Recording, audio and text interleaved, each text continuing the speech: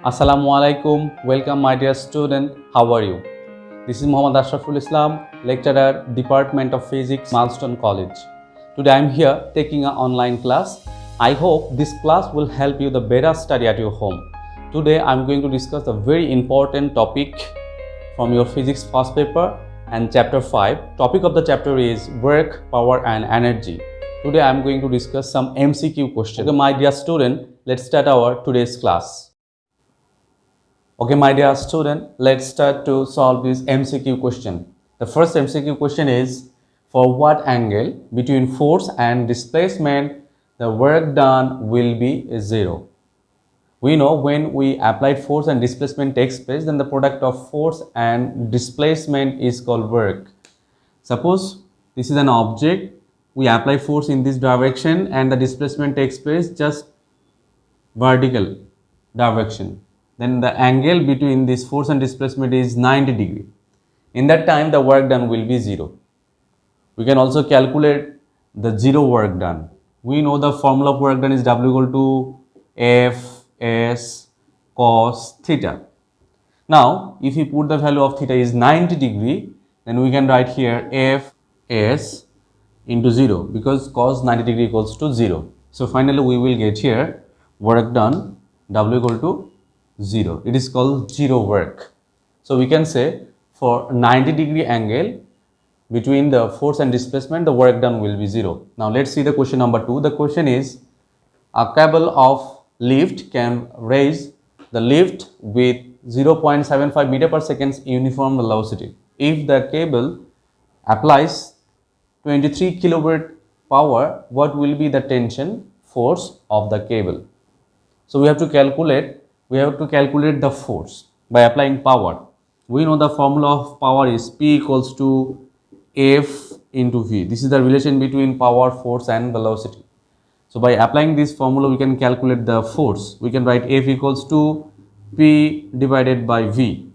Here power is given 23 kilowatts. So 23 kilowatt means 23,000 watt, and velocity is given directly 0.75 meter per second. So after calculation this expression, we will get the answer 3067 into 10 to the power 3 and its unit will be Newton. So this is the answer of this question number 2. Now let's see the question number 3. The question is, if the velocity of a bullet becomes double, then its kinetic energy will be. We can explain this math by applying the formula of kinetic energy. We know the formula of kinetic energy is EK equals to half mv square. So in condition, they mention here the velocity becomes double. So if this velocity becomes double, then we can write here half m2v square. Finally, we can write here 4 into half mv square, and here we can see this kinetic energy will be 4 times than the previous kinetic energy. So we can say if the velocity of any bullet on object becomes double, then its kinetic energy will be increased 4 times. I hope all of you have understood. Now let's see the next question. Question is, where is the dimension of the kinetic energy? Actually, kinetic energy is one kind of work done, and we know the dimension of the work done is m l square t inverse 2. This is the dimension of the work done, and as the work done and kinetic energy is same, so we can say the dimension of the kinetic energy is ml square t inverse 2. Let's move on for the next question. The question is, an object is thrown vertically upward direction. Question is, what is the graph of potential energy EP versus height? You know, if we throw a body in vertically upward direction, then due to change its position, this body will gain some energy, which is called potential energy. And potential energy is represented by EP. And we know the formula of potential energy is EP equals to mgh. That means we can say potential energy is proportional to the height So we can write here potential energy EP proportional height. So if you want to draw the graph potential energy versus height. So as height is proportional to the potential energy, so the graph will be straight line along through the origin. So this is the graph between potential energy versus height in case of the throwing body. I hope all of you have understood. Now let's see the question number 6. In this question we have a diagram. In the diagram, AB is an inclined surface, and the top of this inclined surface A, it has a block which mass is 100 kg, and according to the figure, a block mass 100 kg is falling along with AB inclined surface, and the inclined angle is given here 30 degree, and the question is what is the work done. We have to calculate the work done. So let's see the diagram. In this diagram here, this angle is 30 degree, so we can say this angle will be 60 degree, and suppose this is the displacement, and this displacement has two component. One is horizontal component, another is vertical component, and the formula to calculate the work done will be W equal to, we know, W equal to Fs cos theta, and replace of F we can write here mgs cos theta. Here m is the mass, value of mass is given here 100, g is 9.8, and s is given here 2 meter, then cos angle is given here 60 degrees. So after calculation this expression, we will get the answer of work done will be 980 joule. So this is the answer of this question number 6. I hope all of you have understood. Now let's see the question number 7. The question is, what is the relation between kinetic energy and the momentum? So this is a very important question. This question was appeared in Joshore Board 2017. We can prove it by this formula of kinetic energy. We know the formula of kinetic energy is Ek equals to half mv square. If we rearrange it, we can write m square v square divided by 2m. So we just multiply here m from the both side. Now we know the momentum is the product of mass and velocity. So replace of momentum we can write P. mv is the product of mass and velocity, which is momentum, and replace of momentum we can write P.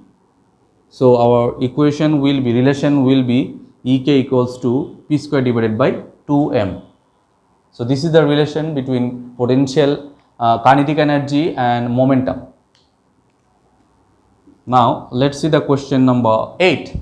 The question is 1 kilowatt hour is equals to watt joule. Actually 1 kilowatt, it's actually work done, and if you want to calculate 1 kilowatt hour equals to joules, first you have to convert kilowatt to watt and hour to second. We know 1 kilowatt equals to 1000 watt, and 1 hour equals to 3600 seconds. So the multiplication of these two terms will be 3.6 into 10 to the power 6, and finally its unit will be watt second, that means joule. Watt second is another form of joule. So this is the answer of this question number 8. I hope all of you have understood. Let's move on for the next question. The question is, if an object mass of 100 kg is lifted at the roof of a building by a crane with a velocity of 10 centimeter per second. Question is, what is the power? What is the power of the crane? And we know the formula to calculate the power is P equals to W by T. And if we apply here the formula of work done, we know work done W equal to Fs. So we can write here Fs by T.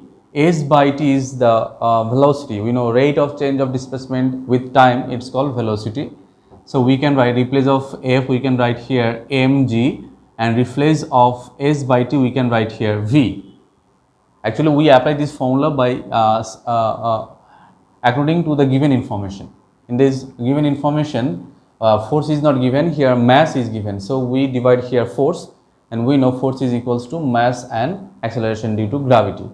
Now we can put the value of mg and v, then we can get power. Mass is given here 100, g is constant 9.8, and v is velocity, whose value is given 10 centimeter per second, and we know 10 centimeter per second equals to 0.1 meter per second, 0.1 meter per second. So after calculation this expression, we will get answer 98. It's 98, and its unit will be watt, because we know the unit of power is watt. So this is the answer of this question number 9. Now let's try to solve this question number 10. Actually this is mathematical expressions.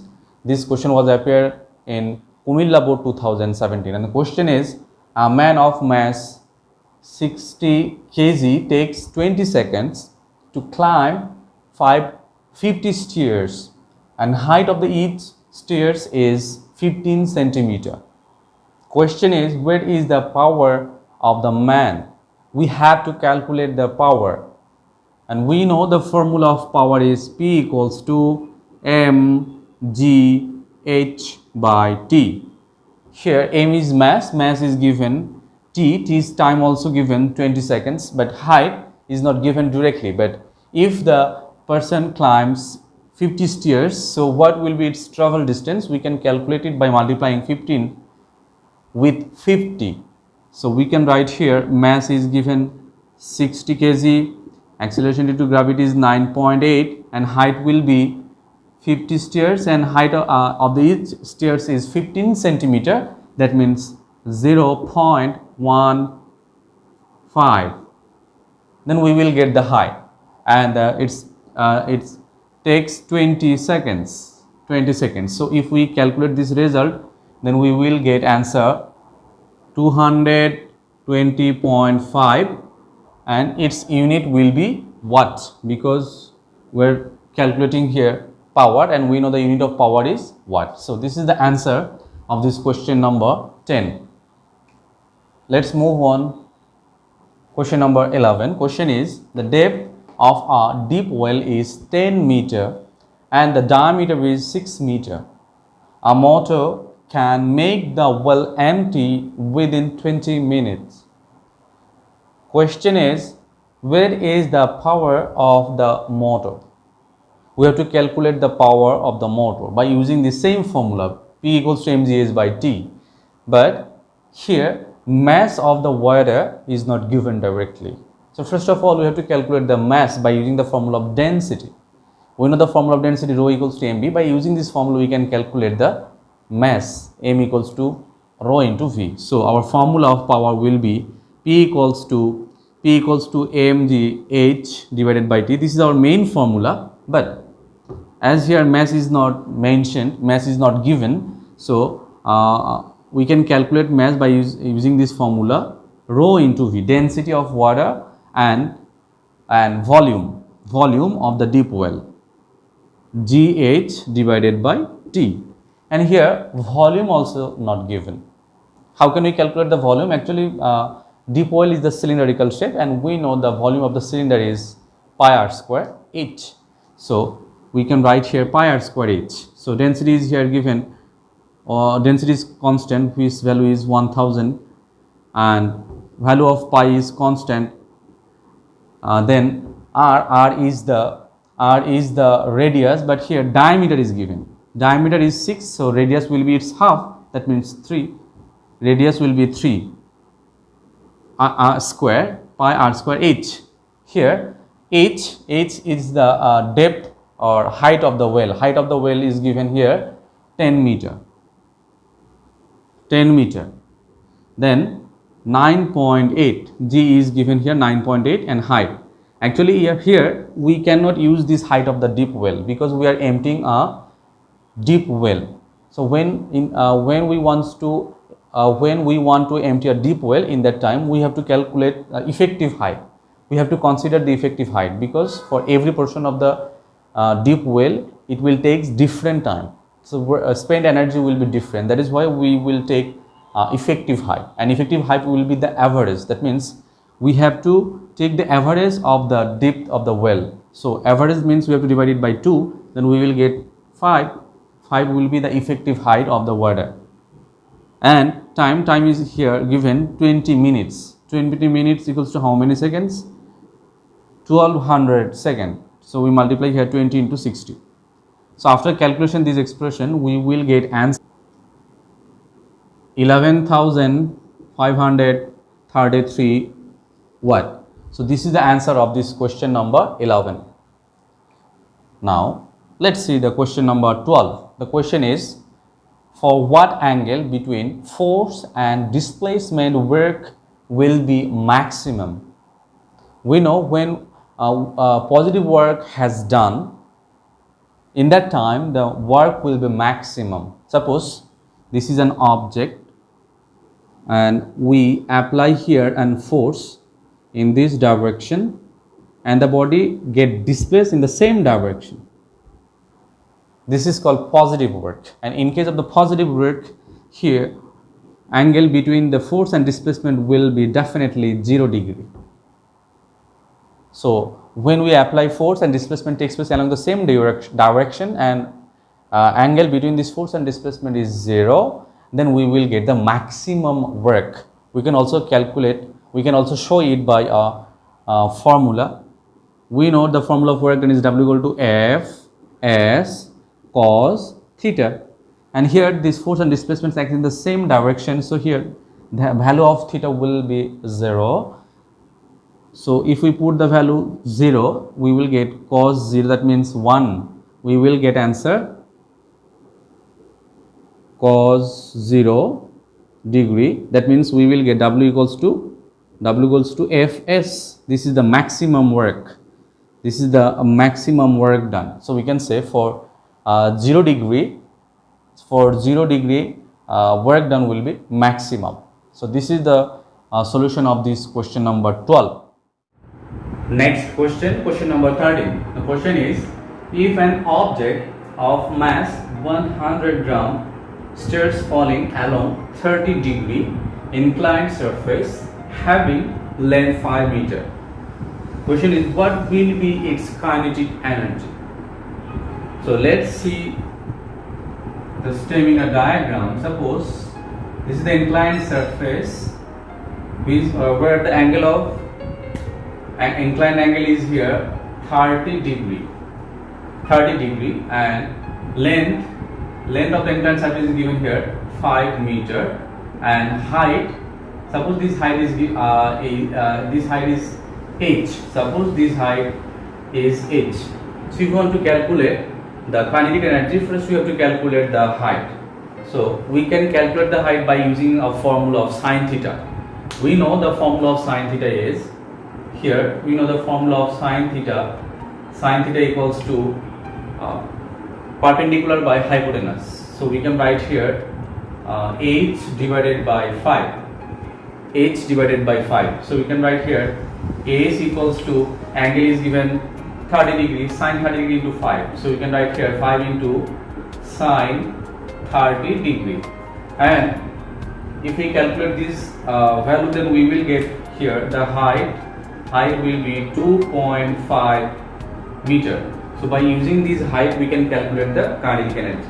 We know the formula to calculate the kinetic energy is Ek equals to half mv square. So here velocity is not given, so we will put here another formula of velocity, which is half m. Replace of velocity we can write here u square plus 2gh. In case of the falling body, here initial velocity will be 0. So we have remained here only mgh, because 2 will be cancelled. So we have here mgh. Now let's put the value here. M is mass. Mass is given here 100 gram, and 100 gram means 0.1 kg. So we can write here mass is 0.1 kg. Height, acceleration due to gravity is 9.8, and we already calculated the height is 2.5. Height is here 2.5. So after calculation this expression, we will get the answer 2.45 joule. So this is the answer of this question number 13. The kinetic energy of this object will be 2.45 joule. I hope all of you have understand. Now let's see this question number 14. The question is, by applying F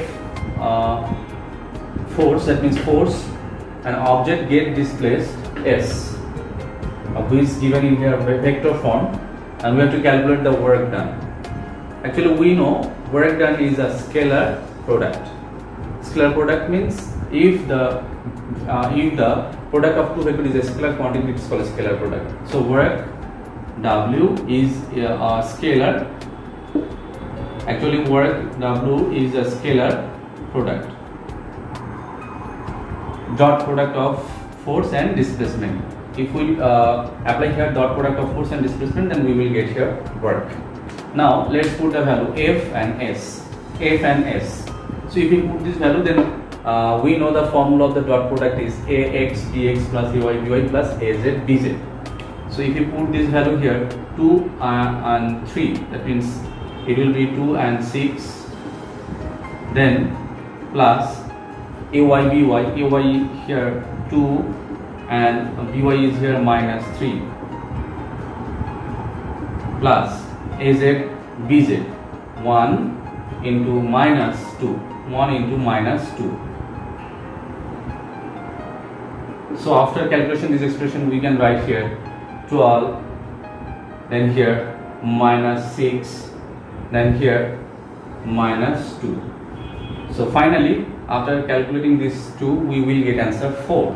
So we can write here work done W will be 4 joule. This is the answer of this question number 12. Now let's solve this question number 15. Question is, if the velocity of an object of mass 200 gram is v equals to 2I unit vector plus j 5j unit vector meter per second, then what will be its kinetic energy? So to calculate the kinetic energy we need here velocity. The velocity is given here in vector form. We have to calculate its magnitude. How can we calculate the magnitude? We know there is a formula to calculate the magnitude, which is square root of the coefficient of I, which is 2, square of coefficient of j. Coefficient of j is here 5, which is square. So if we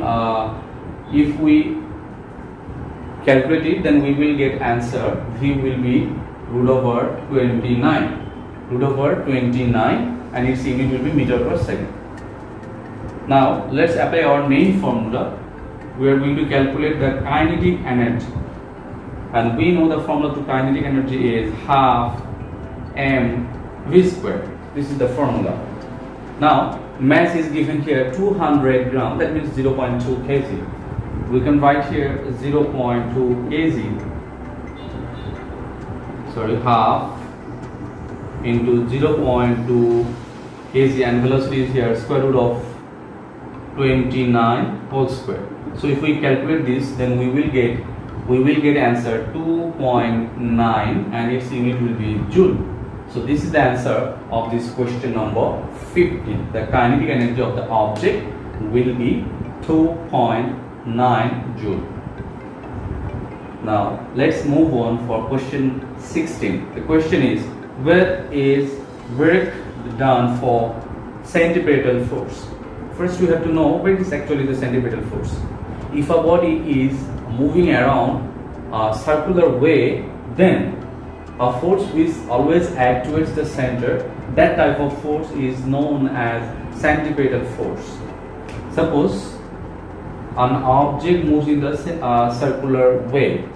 So here always a force which acts along the center, which is F, but the object displaces with the slope of this force. So the displacement here takes place just perpendicular of this force. So here the angle between this force and displacement definitely 90 degree. Now if you want to calculate the breakdown, we know the formula to calculate the breakdown is W equals to Fs cos theta. Here theta is 90 degree. So we know theta is here 90 degree. We know cos 90 degree equals to 0. Fs cos 90 degree, and cos 90 degree equals to 0. If we multiply 0 with Fs, the total result will be 0. So we can say if an object move in a circular way, then its breakdown will be 0. So we can say in case of the centripetal force, the breakdown will be 0. I hope all of you have understood. Let's move on for question number 17. The question is, where is the condition of negative work? We know negative work is if a displacement takes place against the direction of the applying force, and in that time the angle should be greater than 90 degree and less or equal will be 180 degrees. So this is the condition of a negative work. Next question, question number 18. The question is 1 HP equals to what watt? This is the relation between horsepower and watt. We know 1 horsepower HP equals to 746 watt. Next question number 19. What is the dimension of power? This is the knowledge based question. We have to memorize it. The dimension of power will be m L square T inverse 3. This is the dimension of power. Next question. If the momentum of an object is increased by 50%, then its kinetic energy will be. Actually, we have to solve this question by applying the relation between kinetic energy and momentum. And we know the formula to calculate the kinetic energy, that is the relation between kinetic energy and momentum, is Ek equals to P square divided by 2m. So here if we apply here two conditions. For the first condition, if we consider the kinetic energy is Ek1 and momentum is P1 square, and similarly if we write here another formula Ek2, which will be equals to P2 square divided by 2m. Now if we divide this equation, suppose this is equation number 1, this is equation number 2, then we can write here Ek2 divided by Ek1 equals to P2 square divided by P1 square, because this 2m will be cancelled. Now here the momentum is increased by 50%. So what will be the value? What will be the value of the final momentum? Final momentum is P2, and which will be 1.5 P1, because in the condition they said the momentum will increase 50%. That means the final momentum will be 1.5 times of the initial momentum. Now if we put this value here, then we can write here, right, Ek2 equals to 1.5 P1 divided by P1 whole square, and this Ek1 will be multiplied with this expression Ek1. So if we multiply this, P1 will be cancelled out, and square of 1.5 will be 2.25, and we have here Ek1. So we can say the kinetic energy will be 2.25 times of the kinetic energy. That's all for today. If you have any problem regarding our today's class, then you may ask your subject teacher. Thank you for your patient hearing. Stay safe, stay home.